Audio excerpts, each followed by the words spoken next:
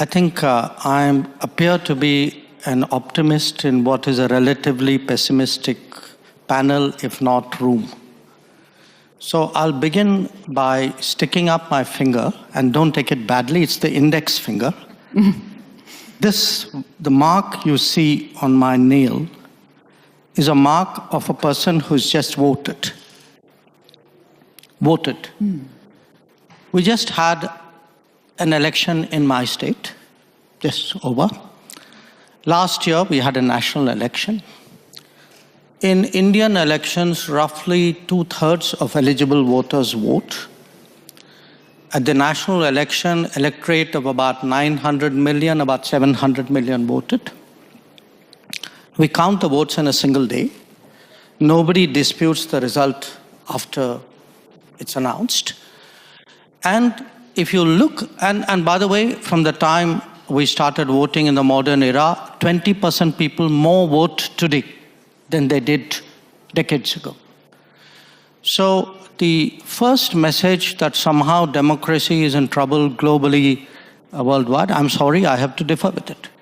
I mean, right now, we are living well, we are voting well, we are optimistic about the direction of our democracy, and for us, democracy is actually delivered.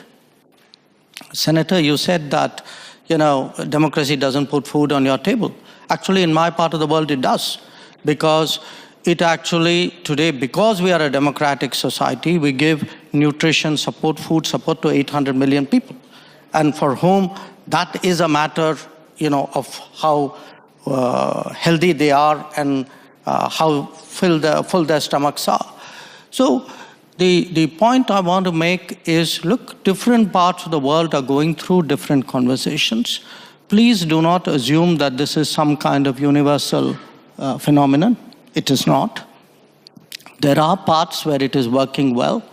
Maybe there are parts where it's not. And the parts which are not, I think people need to have an honest conversation about why it's not.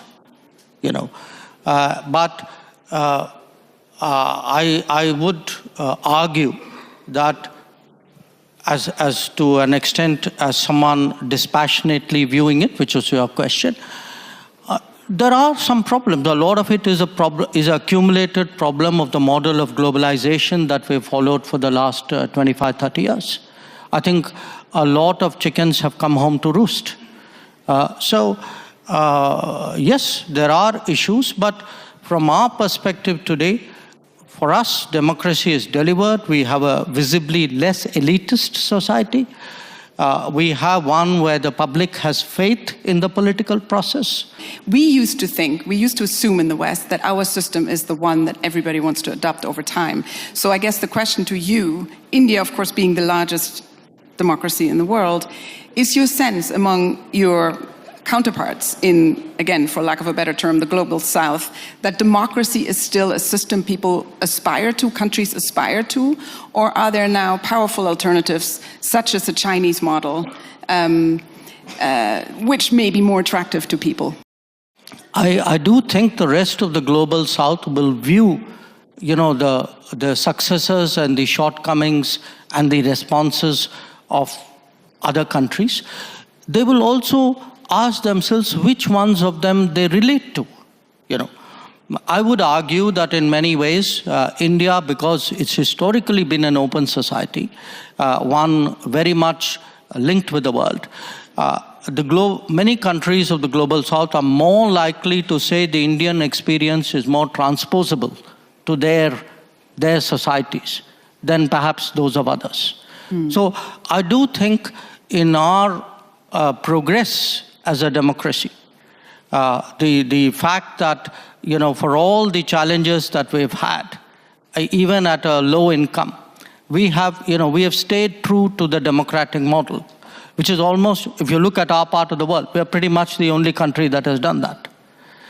So I think it's something the West should look at, because if you do want democracy eventually to prevail, it's important.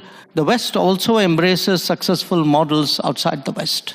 I would challenge the equation of, liberalism in a kind of an international way with democracy.